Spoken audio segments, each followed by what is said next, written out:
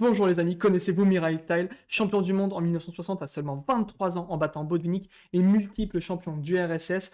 C'est un joueur qui était connu pour son style extrêmement tactique, très offensif. Il ne reculait jamais devant des sacrifices de pièces toujours plus incroyables les uns que les autres pour arriver à ses fins. Et c'est accessoirement mon joueur préféré de l'histoire des échecs. Et ça fait longtemps que je vous en parler sur cette chaîne parce qu'il y a plein de parties de table que j'ai envie de vous présenter, plein de parties qui m'ont inspiré, qui me font rêver, qui me font aimer les échecs. Et c'est le cas de celle-ci que je trouve en plus très pédagogique car à travers cette partie, on va voir une façon de jouer contre la Sicilian Dragon avec notamment l'attaque yougoslave.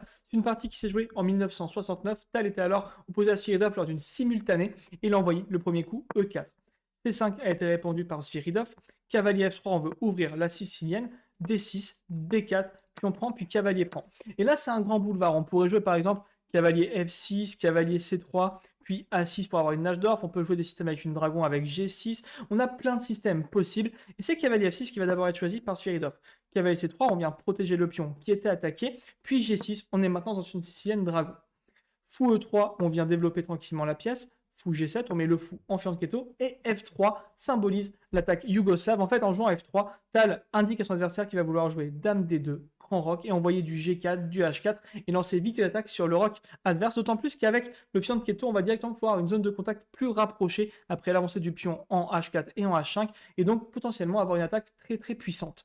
Alors, c'est une attaque qui marche vraiment contre la Sicilienne Dragon classique. Je voulais vous le montrer. Contre une Sicilienne type accéléré, Dragon accéléré ou ultra accéléré, on ne peut pas jouer ça. Pourquoi? Parce que par exemple, vous voyez, si on joue ici E4 et après C5, cavalier 3, on va faire le même ordre de coups. Cavalier C6 cette fois-ci et pas D6, vous allez comprendre pourquoi. D4, pion prend, cavalier prend.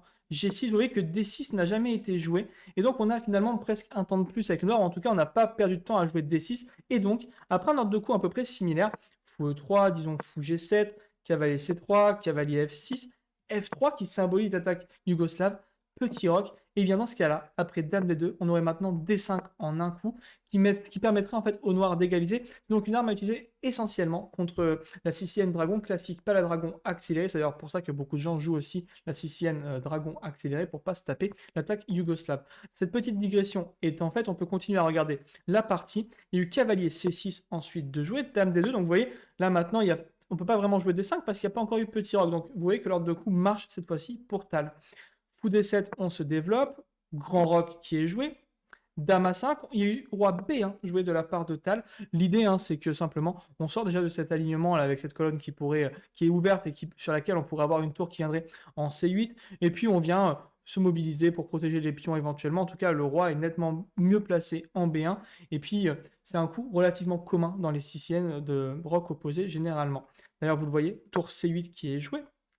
Et maintenant, on envoie du côté de Tal G4.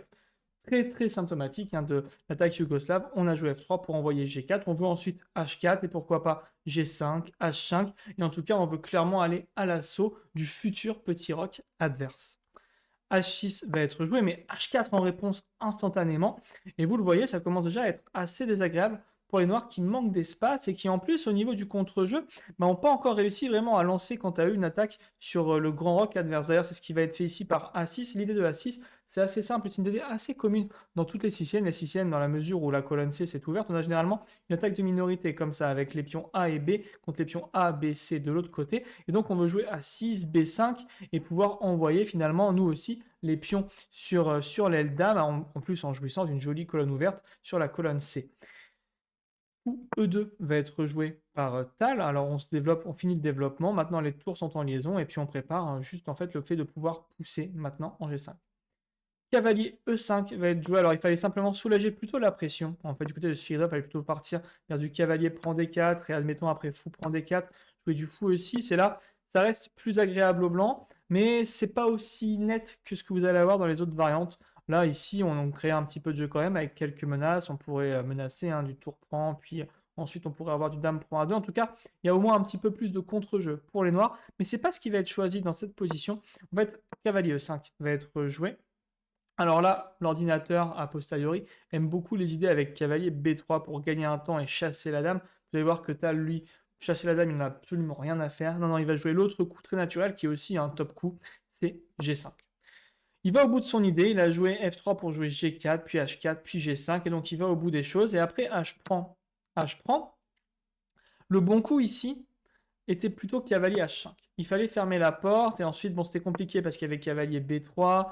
Et après dame D8, on se rend bien compte que finalement, notamment après fou D4, que les blancs ont du jeu quand même beaucoup plus que les noirs qui jouent très resserrés. On a ce cavalier qui est pas bien placé, pas beaucoup d'harmonie au niveau des pièces. Et donc, on se rend compte que finalement, les blancs sont encore très très bien dans la position. On est quasiment à plus 1,5 selon l'ordi. Mais Svierdov ne va pas jouer cette idée-là, il va jouer autre chose, il va jouer tour prend H1. Et là, c'est le début des grands moments rocambolesques, des gros moments talesques, qui nous montrent à quel point ce genre d'attaque peut faire peur aussi. Tal, après tour prend H1, n'a pas repris la tour comme 90% d'entre nous, d'ailleurs c'est complètement possible. Hein. Après tour prend cavalier H5, cavalier B3, il y a finalement des lignes assez similaires avec fou D4, toujours les mêmes idées. Ici, on est à plus 1 environ avec les blancs, un peu plus de plus 1, donc on est très bien. Mais voilà, il reste encore à travailler. Mais en fait, il y avait un coup qui était bien meilleur, qui était beaucoup plus impressionnant dans cette position et que Tal a choisi. Et ce coup, c'est G prend F6.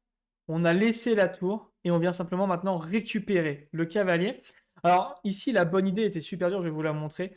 C'était de jouer tour H7 et en fait, il fallait accepter coup prend, tour prend, mais là, on est quand même à plus 3 quasiment avec les blancs et toujours avec cette même idée de chasser la dame, la forcer à aller en D8. Et puis maintenant, on aura même du F4, vous voyez, et toutes les pièces sont repoussées, on a du jeu, on va avoir du tour H1 ensuite. Ça va être très compliqué.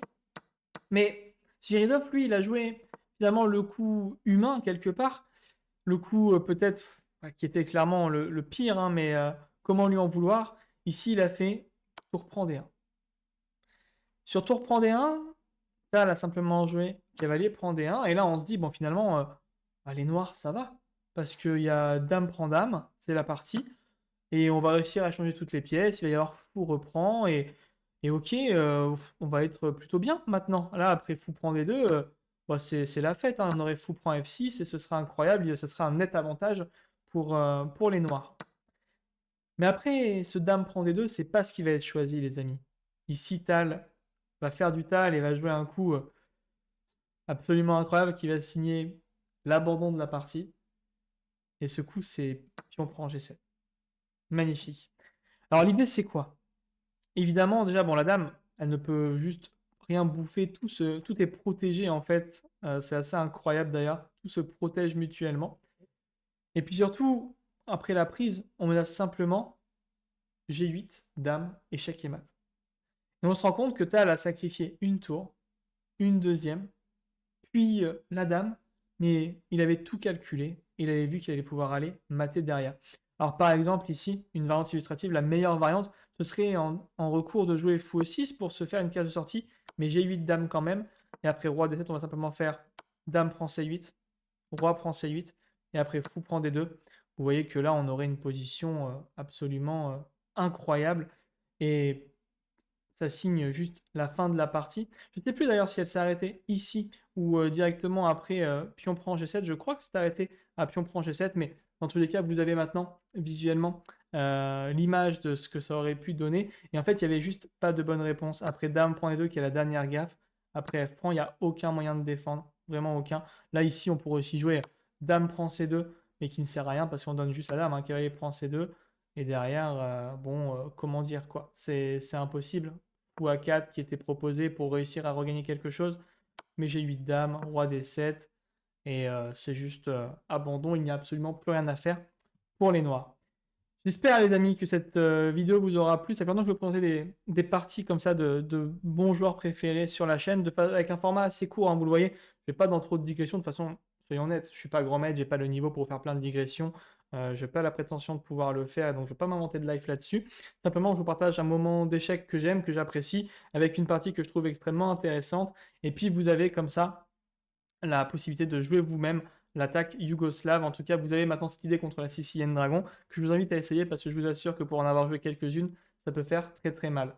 Ceci étant dit, j'espère que la vidéo vous a plu. N'hésitez pas à lâcher un petit commentaire et un petit like si c'est le cas, à vous abonner. On est toujours plus nombreux sur la chaîne. Elle ne fait que grossir et c'est parfait avant les prochaines échéances à venir, notamment les tournois qui vont être très nombreux et il y aura beaucoup de vidéos sur cette chaîne à propos de ma progression vers mon road to 2000.